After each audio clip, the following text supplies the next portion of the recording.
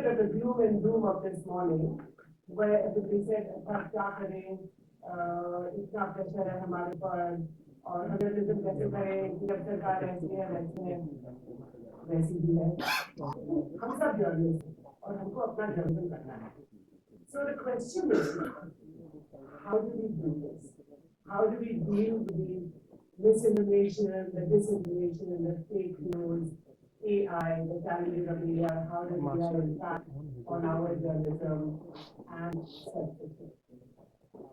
How is it that newspapers, television channels, and digital, how do you deal with all these issues? Now, of course, we have 45 minutes, we will record everything, I promise you. But I just want to make one point, which is that all legacy media is digital.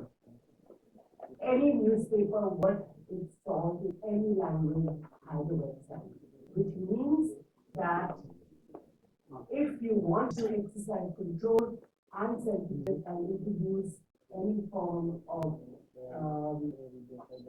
fake news, if you like, who are open to this, and the powers that we, whoever they are, whether it's a government or otherwise, has access to that.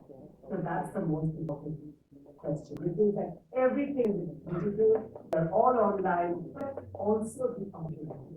So what is the opportunity that the digital era of journalism affords all of us as journalists? I have with me Ritu, Kapur, Dhanya, Rajendran, and Pahwa, they have been introduced. Ritu is now the co-founder, publisher of Quint, which is a news website, formerly with television. Dhanya is the news editor, features television 2 years of her website. And Nikhil, Pahwa, as you know, is the founder, editor, in Medianama, which is a website that keeps us all on our toes because we talk about tech policy and fake news.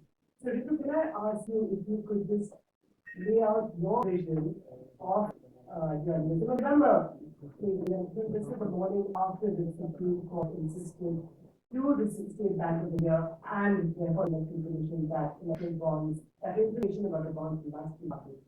So we're all fresh from that this morning. I hope that some of you have noticed that the legacy media, including newspapers like the Standard of India and the Sunshine, have really underplayed the story.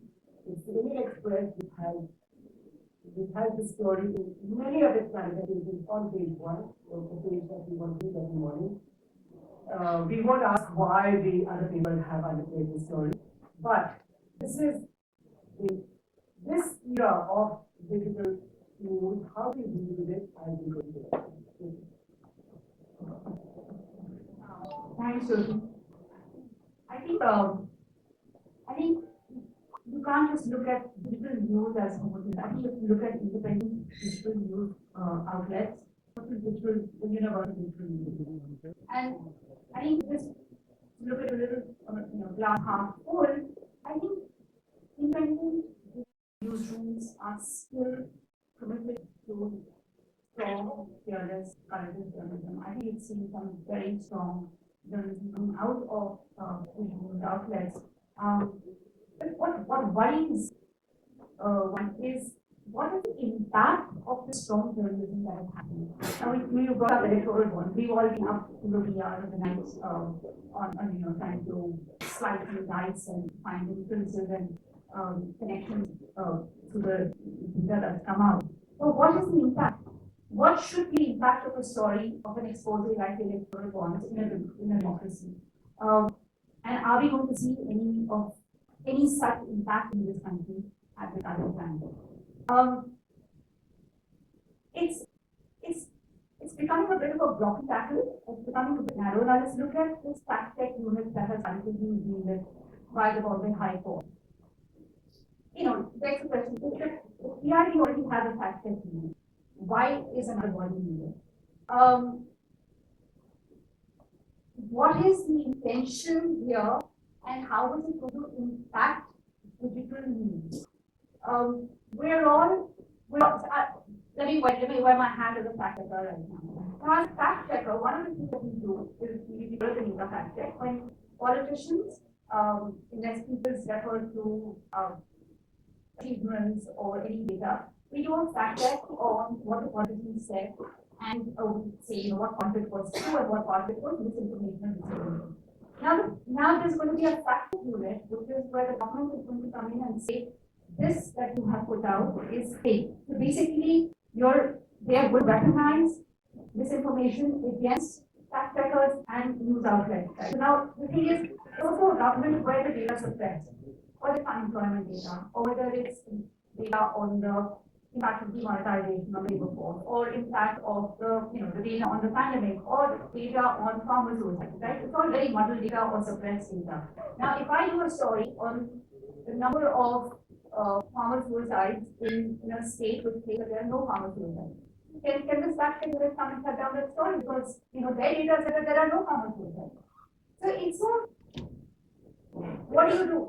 Yeah. And then there is now news, digital news or news of any kind is committed to fact, is committed to truth.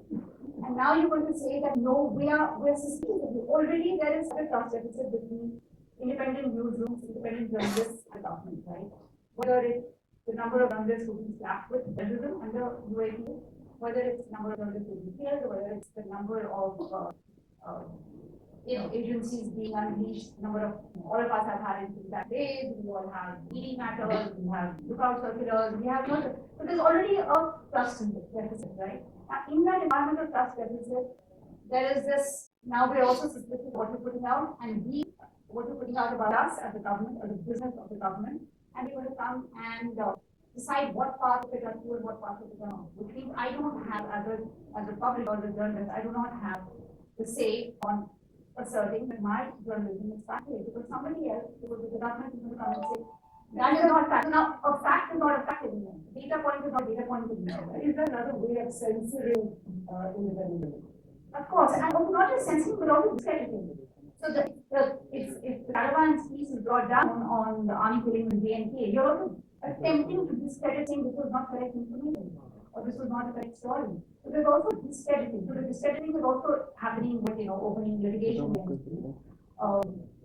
and saying or charging a journalist with UAP. But there's also discrediting with saying that we are going to come say whether your journalism is factually correct or not. So Dhanya, bring you here. You've done your website, bring you here for 10 years. What is your experience? And the question that I also want to ask you, are a lot of journalists, including editors, are we anticipating the government, targeting us, really touching what we have to do? And can you do your journalism even in these times? Good afternoon, everyone. Today, I'm thinking that the electoral bond data will come like 5 in the evening, and I'll have a relaxed session, but clearly the government, the election commission of India and others done. So all of us are also looking at our phones to see what are the stories coming on electoral bond. So I want to just take off from where we finished and also address the question.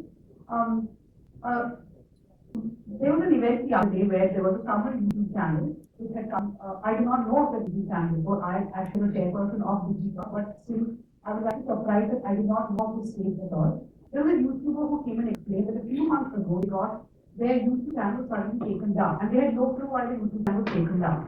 Then they called a lawyer and said YouTube channel disappeared. What happened? The lawyer said, please go check your email. They must be email from Mail, the Information Technology Department. So when they went and checked, there was an email from me. They must have thought spam and never opened it. They said that what you're doing is against against the overseas of the country. We're taking the same thing to use against Taliban, so we're taking down your YouTube channel. So they didn't know what the lawyer said we will fight the case. They started another YouTube channel. They changed the name of it. That was taken down within a few days. They started a third YouTube channel. That was also taken down. Finally, they were called to the Information Broadcasting Ministry here. And the man was explaining what they went through. So they were brought all the way from Chennai to Delhi, and then they were into an online meeting, which is the ministry was sitting in one room, they are in a different room, and there's an online meeting. And the questions are you anti-national? Are you against India security? What are you supposed to say? But these guys fought. A small YouTube channel, they went to court, and the YouTube channels are back. So this is a constant battle with the government, and we should not forget that. When the case of India won, a Malayalam television channel who was suddenly taken to. They were taken down. A report was given in a sealed envelope to Kerala High Court, and High Court judge actually accepted it. Said it's fine. The Home Ministry can give sealed covers. When it came to Supreme Court, that's when the Supreme Court said no, that's not allowed, and they made this channel be open. For many months, people working in the channel, almost 500 people, were unsure of what their future is. So the topic here that we're dealing with is disinformation, and fake news. I have not many words saying that the biggest purveyor of fake news, disinformation, and disinformation in the country is the ruling party here, and the government also. But they have made this whole booty of misinformation, disinformation, they weaponized it so much that they want to shut down everyone else. First, we started the Digital Media Act, where they tried to bring a lot, they brought in a lot of rules against digital media houses. Now we have the broadcasting, we have the telecom. The government is into everything that it should not be. It wants to run fact-check units. It wants to shut down people, whether they are on YouTube, they are on Twitter. I was actually asking Nikhil before we came here, before we came to the panel, that the broadcast bill actually gives the government all the power to do content regulation. Even if you're even if you're not a journalist, you're a YouTuber with an opinion, the government can come and shut down your channel. So I was asking Nikhil, but there will be people in the audience who believe that there is disinformation, especially on YouTube. How do you deal with that? So he had a very quick answer for that. There is a lot of disinformation on WhatsApp. Will you shut it down? So I have a question of, big so you have a YouTube channel that carries the government and one with this, correct? So this YouTube channel, this small YouTube channel that carries the government, came to Delhi and one with this. Now I was wondering, larger newspapers, TV channels, who seem to parrot the government line, which is fine, that's the prerogative to do that. But the viewer or the reader, how is he or she supposed to know what is the news A, and B, why are they doing this? In another era, where somebody else said that the media was a Rottweiler during the UPA and now it's become a poodle in the ruling UPA. So why is the media changed from being a Rottweiler to becoming a poodle?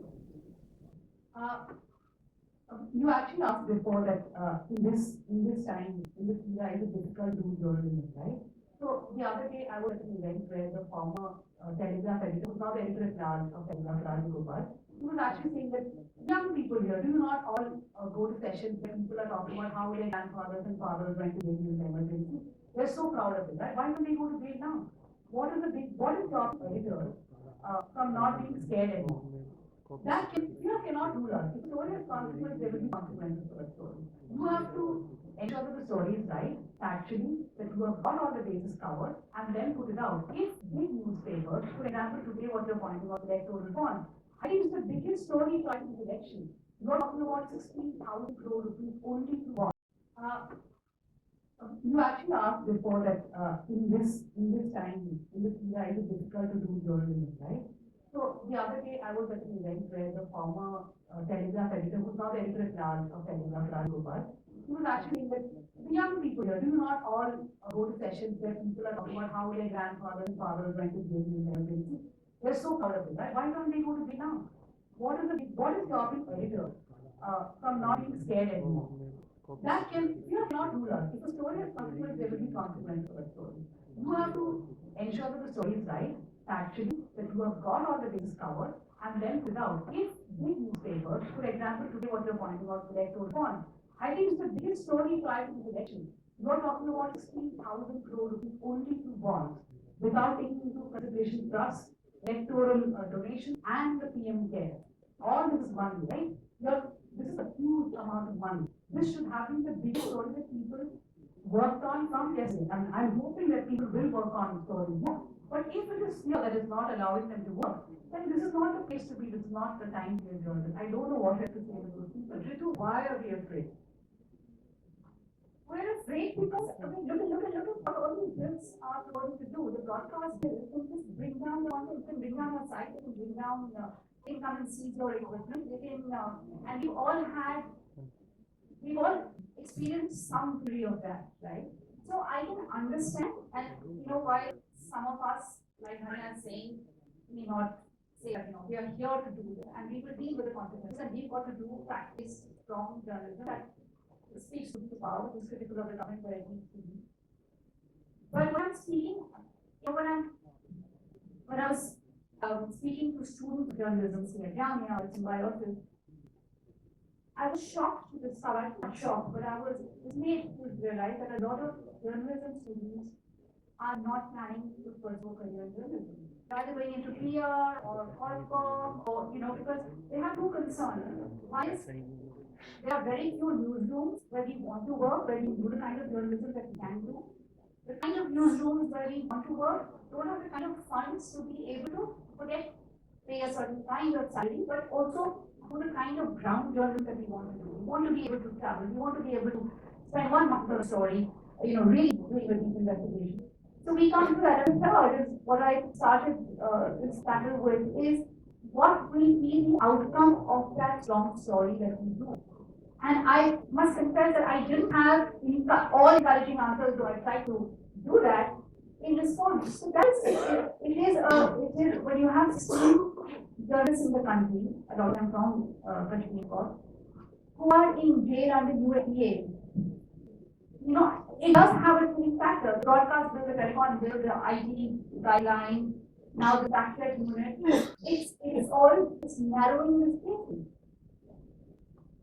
Nikhil, can I bring you into this conversation and to ask you, you work on tech policy, on big tech, and a lot of us maybe, because a lot of the old journalists in the room, and we may not even understand what exactly somebody who has the power, who has the lever, the keys to control this.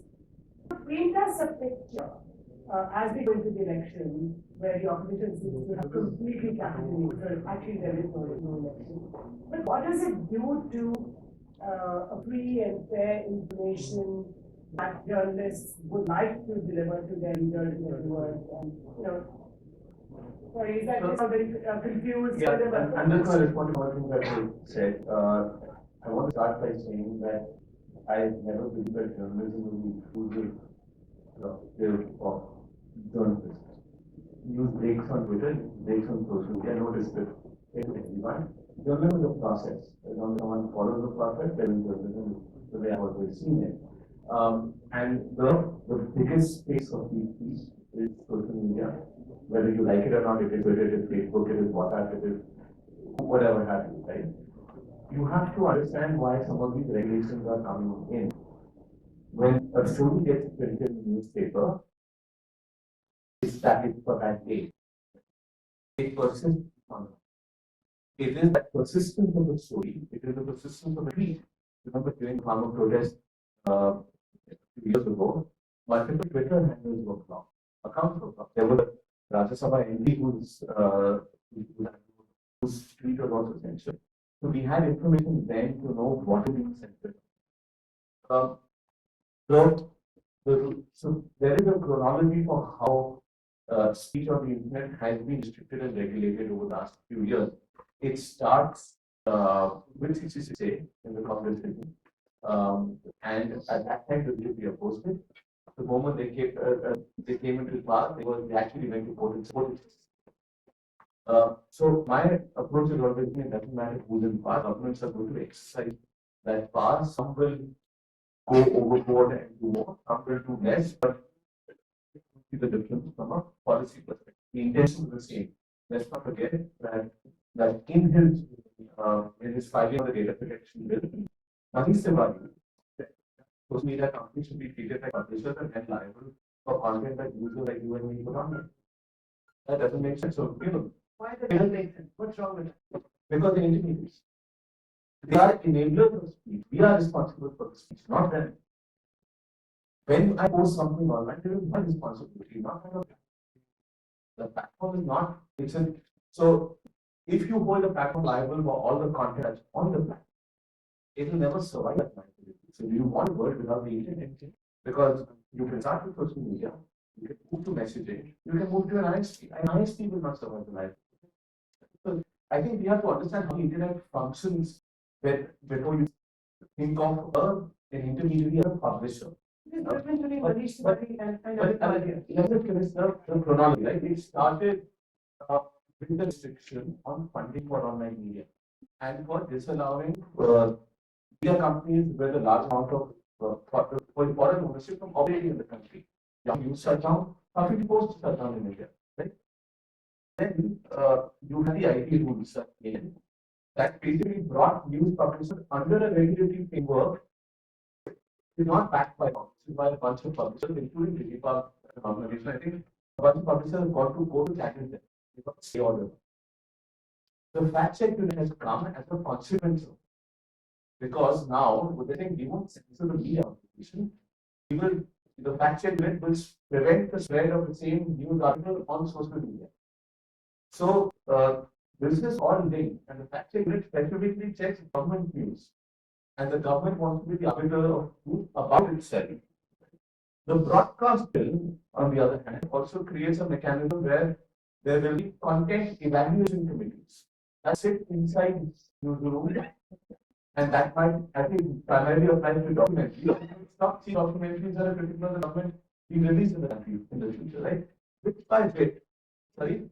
In the future. In the future. And that will happen now. Future here. But what we mean is that bit by bit, very tactically different aspects of distribution of news are being impacted online. And there is a method to this madness that is at least we've seen it coming. The method to this madness. And my question to all of you, we talk about Manish Tiwari, who was again the chief Wanted platforms to be treated as publishers Manish Tiwari of the Congress Party, of the Congress. Amit Malviya of the BJP. My question to you is, are they all the same? When the Congress Party is in power, were they as bad or as good or as different to journalists and journalism as BJP? 2005, when e-commerce executive Avnish Bajaj was sent to jail because there was a counterfeit gift put on his e-commerce platform. There was no reason to put him into jail for someone else's put on that. It was bad then, it is bad now. So you can see that there are some of these. The idea of germinating on this ballooned up here. It is a mass censorship which is a bad idea. So, Ritu, would you agree? Perhaps all of us on this panel were a little young, students, were not journalists during the emergency. A lot of people say that that today there is so much censorship that we don't need a formal emergency. But do you agree, having been a journalist across these last few decades, where a variety of political parties have been in power, what's your experience? I think it was bad then. I think it's much worse now. I also think the emergency lasted 2 years, or 2.5 years. This is ongoing. UAPA was brought under the Congress government, but the use of it, or the weaponizing of it, is happening excessively now. But I'm going to sort of circle back to something that you said earlier. You make the distinction between intermediaries and publishers, but let's face it, publishers need search and social media platforms to distribute their content, for our journalism to be discovered. Now, when an intermediary is under pressure with guidelines and rules and acts by the government, that has an impact on the publisher. Let's face it, we are in an environment where there is there is so much information out there. Very few real viewers are actually going to websites and consuming content. We all being consumed on intermediary platforms. When intermediary platforms are under pressure or have some sort of conversations with the powers that be that change the way they function and not so democratically, then that has a direct impact on publishers, because content that will be taken down can also be a publisher's content. And will it really stop at that content only going off the intermediary platform? No, right? It will also go off. So I think if these are blurred and these have a direct impact on the quality of journalism and the chilling factor that's constantly talked about. Dhanya, can I ask you, you started your own website 10 years ago. Now, the question of funding, how does the generation Okay, it's common sense, right? That if you have X amount of revenue, you'll be able to hire X number of journalists, and that will then have impact on the journalism you. But explain this linkage as a brand new media entrepreneur with also. I wish I knew all No this. longer it's that brand new. Yeah, I wish I knew about all this when I started the website. I was not a start. Yeah, too late, but I did know. I told you not there's a man. Yeah. I've been doing this for 16 years. So now when people ask me, should I start something on my own, either I escape the scene because I don't want to discourage, but frankly, it is quite difficult. It's a daily struggle almost because firstly, you don't want to take everybody's money. We have to be very careful on whose money you take. And after that, there's very less people who wanted money, put any money in media. We do not, most digital media sites are very clear that they don't want to depend on government ads. Because the whole foundation of running that organization is that you will question the government, whichever, whether it's state, union, government, etc. So that leaves us with very few options of where funds come from. And of course, government has said put a cap on foreign funding. It's very difficult to get any kind of, like from a foundation fellowship. For the first time when I went to the International Press Institute's event in Austria, I was thinking that I will be from India and I will represent all my problems there. Then I realized that most countries are facing equal or worse troubles. But one thing which differentiated is that nobody wants to put any money in India in projects. They would to Pakistan, Nepal, everywhere, but not India because there are so many regulations and it's become worse over the years. So what Nikhil said is that a lot of things started in the UK era, but the BJP knows the game how to make things worse. This is what they've been consistently doing. And so yes, funding, and let me tell you, this is a digital bill, right? You asked about funding.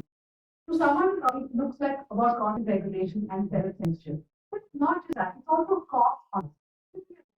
Every website now should have a grievance officer, which means somebody who checks every email which comes, complaint which comes, every grievance which comes, they reply back within this many days, which is not someone who's currently looking at that.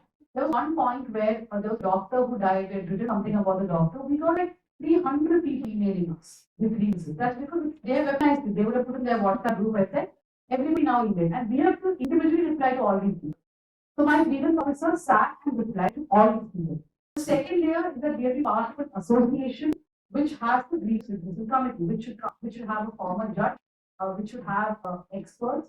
That means I have been part of an organization like DigiBug, where I have to pay a cost, and then DigiBug has to ensure that some money, some I think honorarium is paid to all the people who are part of a digital grievance committee, right? So at every point there is also cost involved, and it's very difficult for the really small websites, especially regional languages.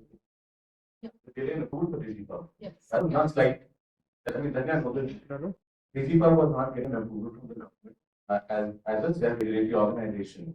Finally, I got fed up. Yeah. Not the process and the state of the DigiPub's filing didn't get the approval. But that's what happened. We're constantly fighting this battle. But just to add to the whole funding scenario, my current obsession is the impact that AI is going to have on media in terms of just how good it is to generate AI generated copy. It's almost 70. I mean, I can build tools, I build tools that can do something that's about 80% as good if you take a press release or an announcement letter.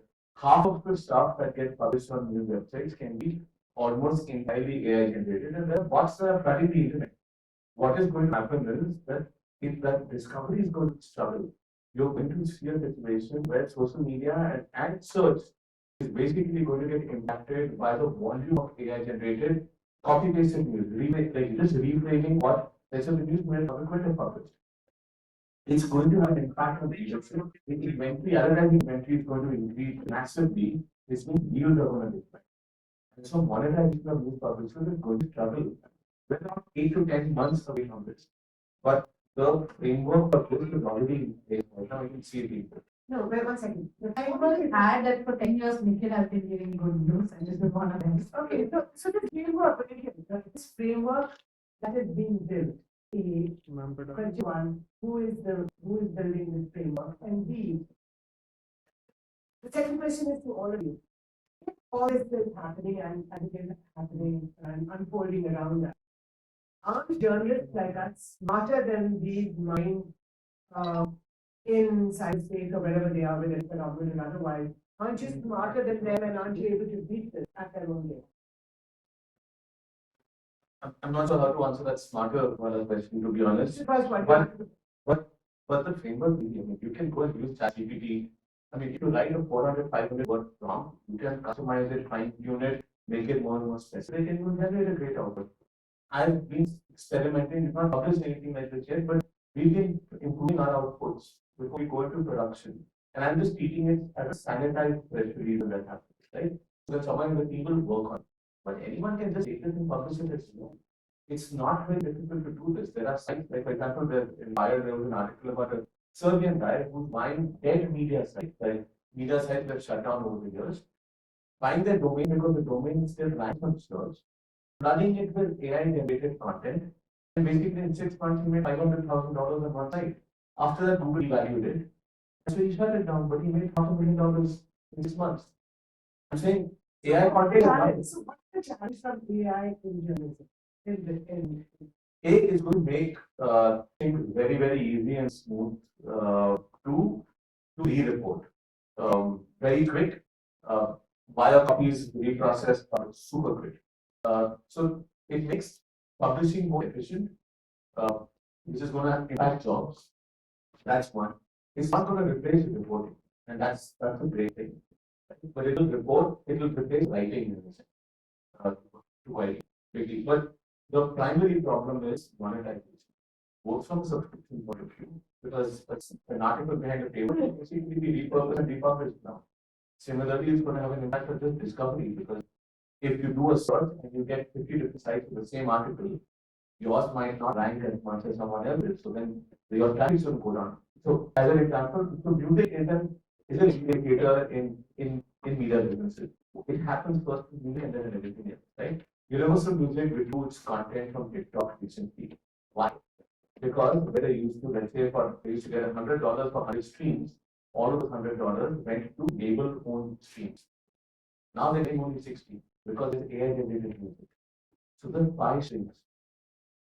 How is that going to impact different businesses? So my solution is very simple. Build communities. All publishers need to build communities for beyond, build direct reader relationships. We've had that for now 16 years. It's a bootstrap media venture. Dhanya's got a fantastic community. Build offline community. Okay. Ritu, the question to you. So between the challenge from AI and the challenges that you just talked about, how does a digital outfit like yours, how do you survive? I just want to just pick up a few things from Nikhil's point of view. I think one of the things that we suffered in the past, because for years, even large negative global, NYT, Washington Post, we just focused for decades only on our journalism. We didn't look at building tech. So we were dependent on currently the social media and search, Googles and Metas that came in with their tech, and we became vulnerable to how their tech, processed and pushed out our content. Now the same thing is happening with AI. Now, no newsroom has the funding, has the funds to build our own AI, right? Or even tweak it around effectively, which means we're again vulnerable to those money bags who are investing in AI there, who are then maybe God knows what political funding is also going into that. We already have we understand it now. I know I don't understand tech beyond a point, but as we understand it now, what does OpenAI or ChatGPT do? You put in a prompt, and the AI, parses existing data that it has picked up off the internet, and it puts out a response to your prompt. Now, we know that there are dark networks that are currently pushing out a lot of disinformation. They may be politically funded, they might be corporate funded. There's a lot of misinformation and disinformation in the internet universe from which the AI platforms are picking up and offering you answers, which means what you might serve up if you rely on AI is also some of the misinformation or disinformation that's also part of the mix of the data. So I think, like you said, great. I think AI is going to be great in taking away mundane jobs from journalists, whether it's transcribing, languaging, parsing data sets intelligently. But curation of news is only one part of news. It's your what we pride ourselves in is our ground reporting. That's at least so far, the fact we saw that Sora or whatever that looks like, they're a reporter on the ground in the ground journalism, but you cannot get those stories. So there is that light currently in the tunnel and at the end of the tunnel. But just, I mean, what we need to know is that AI does not have a commitment to journalism to truth to fact. And I think that is very, very important. And I think the other thing to remember is what has funded social media and what social media did or search did to journalism. Now, it's SEO copies that surface drop because that which is being consumed in maximum volume is the story that gets most rewarded or the view that gets most rewarded on YouTube. I can tell you that the Quint on YouTube before large legacy during the pandemic came on YouTube, we would get a lot of good engagement on our enterprise video, and then came along large legacy media which could bring that money to do volume, not necessarily quality. So they would do a lot of 10 videos on one mother-in-law beating up her daughter-in-law or the reverse. And those videos are then focusing on top. There's one more thing is Google is now going to come up with generative search engines. What that's going to do is that I will be able to, let's say I want to know about the electoral ones, Google search engine will put together an effective using AI, an effective summary. So yeah, so effective summary it's going to get better and better, right? So But then propensity causes it takes Yes. So then what that means is that fewer people want to then want to go beyond this effective summary because I'm a attention deficit, I also have 5,000 things to do in my life. I'm not committed to, watching or consuming journalism. Then a lot of people who just consume those summaries and news websites are just going to be pretty invisible in this universe. So that is again going to impact the monetization, the funding, and therefore no tech and therefore challenges to kind of journalism we really want to do. Because journalism requires money, journalists need to be paid for their hard work. And that's all going to keep In terms of perplexity, it's like what install for today, right? Each reader with that. Perplexity, if you use perplexity, it takes 40 sources. One second, Each then what about perplexity? Perplexity.ai is also please use it, please try it out. It has a discover tab. In that tab, there are new articles. If you use it, what it does is it on the basis of a query, it reads news sources, reads the copy, and then combines information from all of them, puts it together with references. It will be, if you click on this one, this is where it's source from. So it generates an easy readable AI copy of existing articles that is reported by others. You don't need to go anywhere. I have tech founders who basically now only use tech for basically what they use. Okay, so you think that we're all becoming redundant, but We are becoming free sources for AI to use. my product it was really up with an AI tool and just tell you what AI is. Just put AI in a sort of band. Which is that instead of there's no article, zero, blank page. And they said write a summary for the company. And AI wrote a summary for that using a lot of vectors, and it also ended with saying you must read this really captivating story. So I think, that's why the most important role in news organization in the world of AI is going to be the desk. okay. But I have 10 minutes left, still promise to be. It's not an AI, there's a different human being, a young man. Dhanya, the question to you. The smart journalist. Now, Nikhil said something interesting. He said that one of the ways to deal with it is to build a community. Right? Community of journalists, of like-minded journalists, editors, one such manifestation of that. No, community of audiences. Community of audiences. Yes, builder of connects. A community of audiences, because that's a whole brand new one. The question to you is about the community of journalists. Is there a community of journalists? Should there be a community of journalists? After all, the question to me is, why would I not support the coverage regime in one state? Where is the coverage regime? Okay. In Kerala,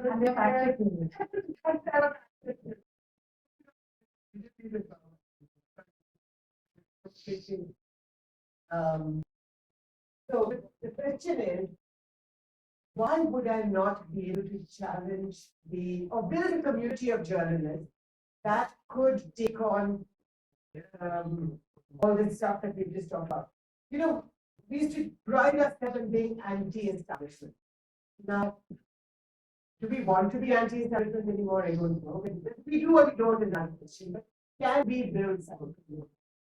Definitely we can. I think the community which Nikhil was talking about is basically of your readers, of your viewers. And I think all of us are building our communities. Like at the News Minute, we have a very tight community of readers who write into us, who are our advocates on social media, wherever it is. So you do get subscriptions, you get crowdfunding, your community is supporting. Yes.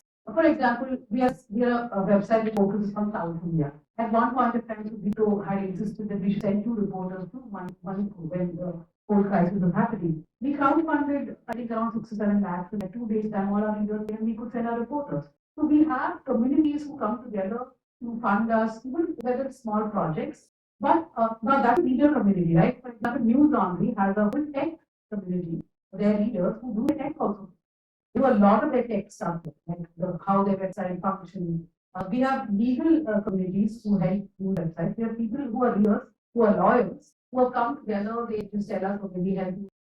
Fighting pro bono. These are all communities that we have built of people who appreciate our work, right? And they can be just a normal a student in a college to a lawyer in a court, all kinds of people.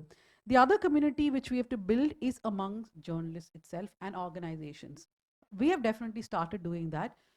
During the elections, for example, the last two elections, we came together with the Caravan, News Laundry, News Minute, Scroll, and the Buyer. We were doing election results coverage. Today, for the electoral bond story, we have put together around 15 independent journalists. The Scroll, News Laundry, and News Minute are doing it together. So we are doing collaborations wherever we can, because there are many reasons for doing these collaborations. One is safety in numbers, stronger together, and the fact that all of us have our strengths and we don't have enough money to hire people for everything and in every place. So we Ritu, combine. Are you in favor of collaborations? Would you collaborate? Why should you collaborate? I think, like she said, safety in numbers, which is if you do a really strong investigation, which can have a repercussion on you. I think if you have 5 publishers that have come together and done it, it's that much tougher. For instance, I mean, the very fact that Digipub has come together, it is the strength in numbers. Also, I think in a time of we're all strapped for funds. I think if you pool your funds to be able to do, instead of all of us doing the same story, let's say this morning, we're all putting out variations of the same stories so far on electoral bonds, right? Maybe there is something to explore there on where everybody doesn't spend their resources and energies on doing the same stories. You come together and you're able to do really distinct. Fighting pro bono. These are all communities that we have built of people who appreciate our work, right? And they can be just a normal a student in a college to a lawyer in a court, all kinds of people. The other community which we have to build is amongst journalists itself and organizations. We have definitely started doing that. During the elections, for example, the last two elections, we came together with the Caravan, News Laundry, News Minute, Scroll, and the Buyer. We were doing election results coverage. Today, for the electoral bond story, we have put together around 15 independent journalists. The Scroll, News Laundry, and News Minute are doing it together. So we are doing collaborations wherever we can, because there are many reasons for doing these collaborations. One is safety in numbers, stronger together, and the fact that all of us have our strengths and we don't have enough money to hire people for everything and in every place. So we Ritu, combine. Are you in favor of collaborations? Would you collaborate? Why should you collaborate? I think, like she said, safety in numbers, which is if you do a really strong investigation, which can have a repercussion on you. I think if you have 5 publishers that have come together and done it, it's that much tougher. For instance, I mean, the very fact that Digipub has come together, it is the strength in numbers.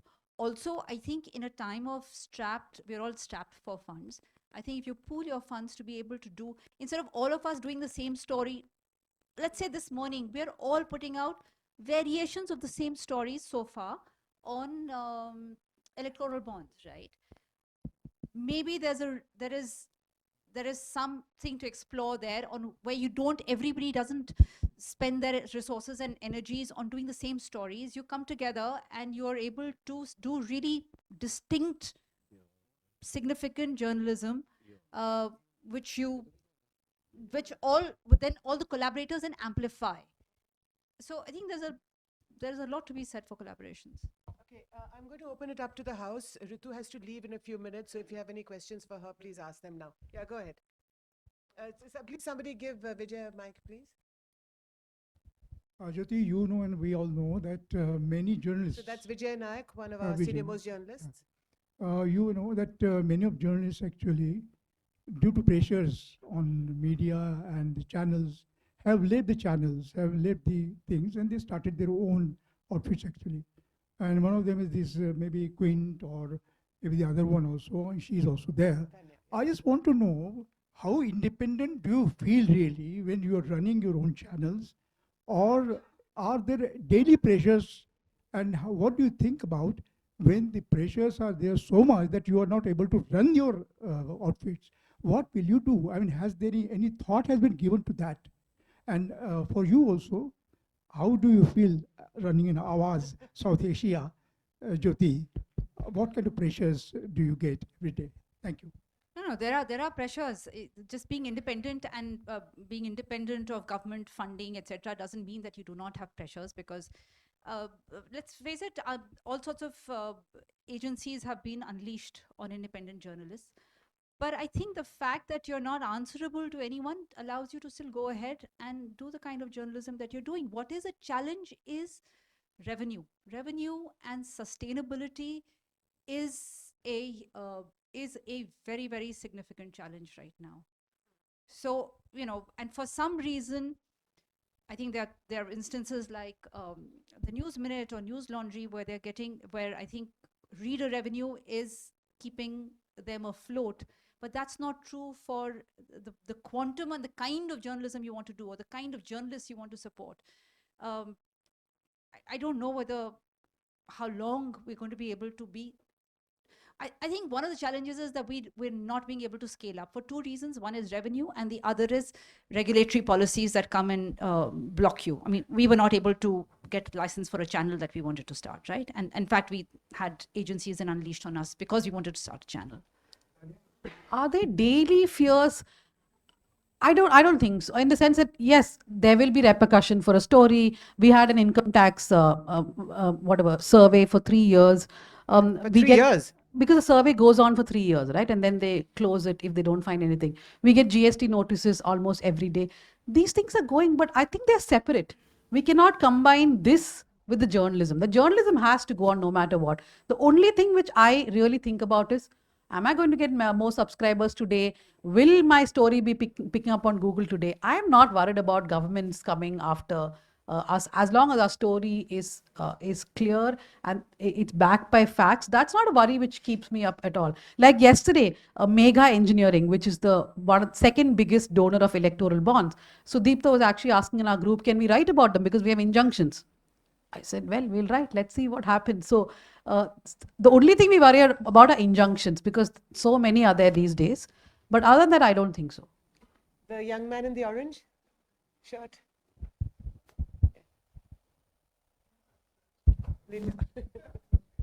Yeah. So, Nikhil sir. Do you want to just tell us who you are? Okay. Introduce So yourself. my name is Anirban Ghosh. I am a research scholar, mass communication. So, sir, you said that social media intermediaries, they are essentially not responsible for what they have on their platforms. But the way their algorithms work is that the algorithms work in a way to promote engagement at all costs, so that you don't leave your phones or you don't quit that app. So so if, for example, if hate speech is trending on their platform, so they are incentivized, their algorithms work in a way to promote hate speech, right? So how are they not responsible? So it's because our behavior is basically leading to that engagement.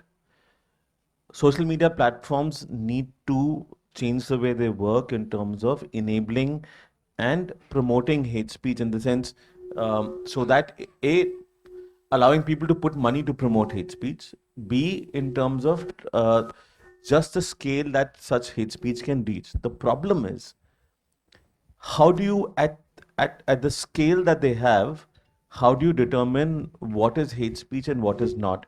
How do you prevent censorship of legitimate speech when you're trying to regulate? Because these are not all human editors, right? Think about it this way: billions of hours of content is up on YouTube. How do you regulate it? But who better to regulate it than a billion-dollar company? But the billion-dollar company, see, these are hard mathematical problems. You have one level of AI which scans it, then you have people who are sitting and basically watching that content, reading that content, trying to solve it. They have failed. Social media companies have failed in the past not to put enough resources in terms of addressing language content in particular and in Indian language. But that's coming. They have put in resources now. Okay, But we there's no need, solution to this problem. We Yeah. can never be 100% accurate.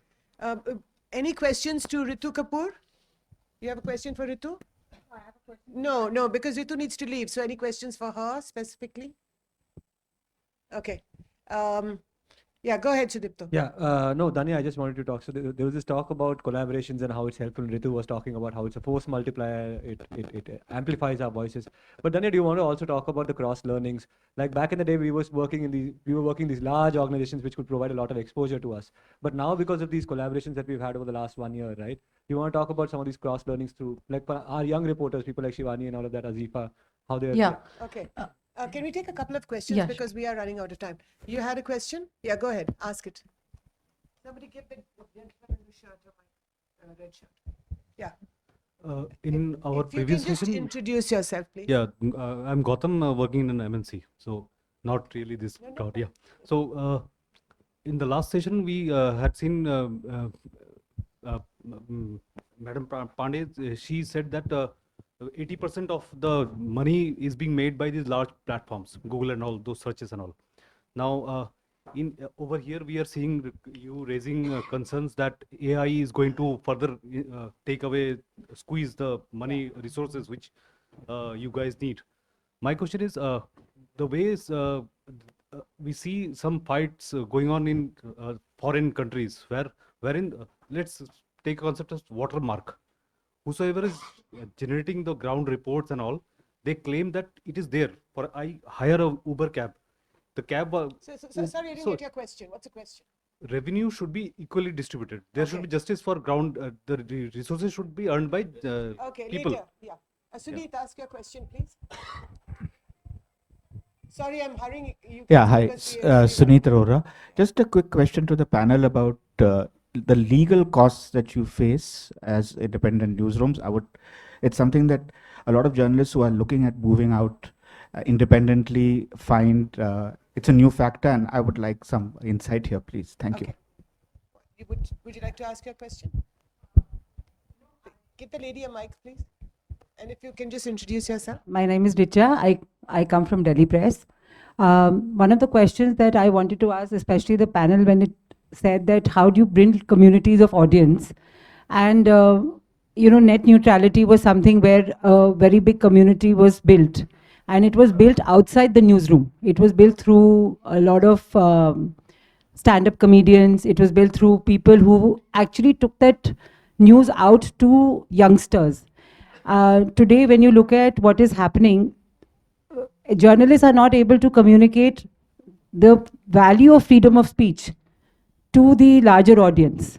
And there are things like, there are many people like Khan Academy, or there could be debates in schools. Like, for example, there is something called MAN, which happens, which is now saying that, let's say, promote one election, one nation. Do you have a question? So the question is that how can journalists look at people outside the newsroom to build communities regarding the value of free speech? Because this is the whole idea, that how do you take free speech? How is it valuable to me as a citizen? Absolutely. Okay, we have the last two questions here, and then we can just do closing comments. Go ahead.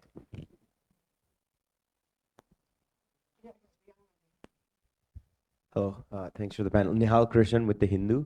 So, we've talked a lot about AI and the platforms and funding models and all. We haven't spoken much about the government's role within misinformation. You talk to the fact checkers at Archis, Boom, and others. They say that the government itself, various parties, Oh, okay. Okay. Maybe yeah, there's maybe okay. just before I came. Anyway, I just just sort of wanted to see, you know, the role that the government, if you could illuminate more on the role that those in power, but even other parties play in disseminating and creating misinformation, if anything can be done by external institutions. And second, if any of you have faced active censorship from the IT ministry, or there's Caravan obviously has been censored recently, BBC documentary. If any of you have faced that, and what are ways to fight or push back against if a story or a journalist has been censored or blocked Okay. by the IT ministry or others? Thank you. We are on the Sir, subject sir, if of. you could just, do you want to step out? Do you want to just take a couple of your thoughts? Sorry, sir. Ritu needs to go. Do you want to just talk a little bit about, there are 2 or 3 things here. One is the legal costs. The other is, do you have had a personal experience, although you did talk about that, and also building the community of, outside the newsroom. Okay, when it comes to the community of building, I mean, for instance, at the Quint, we do one of the areas of focus is media literacy, which is to basically tell people how to look out for, understand what is a correct source of information, and therefore, and how to do a degree of fact check yourself. But there's, I think given our resources, we can only use our platforms and our distribution possibilities to do that. I don't think we have the kind of wherewithal to be able to do it more comprehensively than that. I think you need, it also means it's a focus that's going away from your journalism right now, for instance. Legal costs, huge. Everyday censorship, no. We don't, we haven't had, in fact, so far we haven't even had too many, I mean, I don't know, we have a couple of months of those mails coming on the grievance ID saying you've got to, you've got to be answerable to, I mean, one entity that constantly sends it to us is that Kailasa gentleman who has his own country, and he keeps being hassled with us, and we obviously don't take that seriously. But you don't have everyday. No, we don't. We have nobody telling us which story has to be taken down or what. Well, we have no such. Well, we have income tax and enforcement directorate on our case, but that's not the same as. They're not dangling threats. No, none. We have no.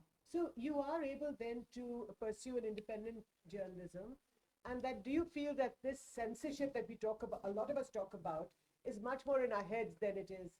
No, I don't think it's in our heads. I think there is a chilling factor. I think there is, like Dhanya said, it's whether she's going to go ahead with the mega engineering or not. It's you can succumb to it and say, no, I'd much rather not fight this battle. I'd much rather focus on another expose and not, invite trouble on myself. So, I mean, I think those are calls that are being taken every day. And I don't think you'll build, I mean, to connect it back to the point that he raised, I don't think you'll build a community of readers or viewers or audience if you're going to be constantly looking over your shoulder. I think it's your journalism that will help you build. I mean, your journalism should do it over going out and doing extracurricular stuff to build communities. Thank you so much, Ritu. Thank you. Thanks again. Yeah, go ahead, Dhanya. So I'll quickly just answer a few questions. Yes, the government and the ruling party are the biggest purveyors of fake news, misinformation, disinformation. I, in fact, started with that. But they have instead weaponized all the laws against mainly digital media. I remember when the digital laws were first being mooted, Prakash Javadekar, Smriti Irani, etc., spoke about child pornography and how this is the way to fight child pornography and fake news. And that's how they brought the digital media laws. And everybody in the world is like, yes, we have to fight child pornography, right? Let us bring the digital media law. Ravi Shankar Prasad, yes, and Prakash Javadekar, they kept talking about child pornography in these press meets, but they wanted to bring the digital media laws. So this is how the government has continuously weaponized laws. I don't think it's a journalist's job to build communities outside, as in, should I ask 5 comedians to do videos about how great journalism people are doing, or what is it for freedom of speech? I think that's upon individuals. For example, T.M. Krishna is one of the litigants in the digital media case. He went with the Internet Freedom Foundation to court, to the Madras High Court. He's done it by himself with the IFF, right? Because he is a citizen of the country. He feels that freedom of speech cannot be, that's something the government cannot put their hands into. So he went to court. So I think that community building has to be done by people, and we can't be responsible for that also. What was the other question? Sorry. So, the question that this gentleman asked is also, now Ritu said that you don't have daily censorship threats. Huh. But is there a chilling, is the atmosphere become much more worrisome? And therefore, are you censoring yourself sometimes? No, not at all. I mean, but we are talking about small I run a smaller website. I have around 35 to 40 employees. Therefore, if I had 400 employees, maybe I will be scared of 5 governments, which give me advertisements every day. But I'm not even if I ever run an organization of 400, I wouldn't want to be like that. The main daily censorship actually comes from Indian courts. Every day a video is taken down. Every day there is an injunction against a story. One of our best doing videos was about this murder and rape of a teenager in Mangalore. There was a Rajya Sabha MP. Some connections were being alleged by people for a long time. The story was very responsibly done. It was just taken off YouTube and all platforms because someone who went to court. We had done a story from Karnataka that there are 800 injunctions against one news organization. Everybody else has 600, 400, 300. That's the number of injunctions which only Karnataka courts are giving. So I think the biggest censorship is coming through courts which are allowing every kind of law to be misused.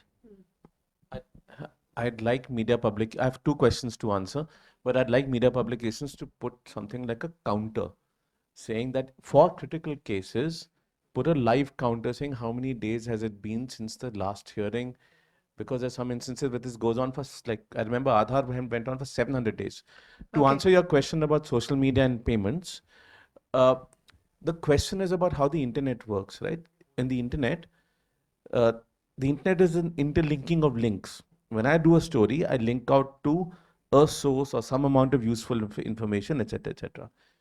In the same way, social media platforms, they show a small clip or they show a small amount of text and then they link out to the news sites. If they were to shut down news content on their platforms, like Facebook has said, it's less than 2% of their content. News platforms will lose users. The problem is media companies failed to build audiences, failed to build communities, and instead they used the easy mechanism of getting audience from social media platforms and from search. Facebook was the first to do a rug pull, in the sense if you built a page where you had fans, remember people used to advertise that saying like our page and so on and so forth. Now you have to pay to basically get that reach. All platforms will do a rug pull at some point in time. AI platforms will also do this. The only solution is to build your own communities. And I don't understand this obsession with scale. The News Minute is a great example. We have a community and a publication that we've been running for 16 years now. Can we just wrap up, Nikhil? Yeah. On what do we do for free speech? Honestly, I'm struggling to figure out how to make people care about other people's speech. And that's the divide in society that we haven't been able to solve. It's a global problem. I don't know how to solve this. I don't think there's going to be a campaign on this. I don't think there is a groundswell that looks to preserve free speech, because the environment that we're living in is so deeply polarized and no one trusts anyone. We are heading into an environment of complete distrust with deepfakes, with AI generated content. It's going to get worse.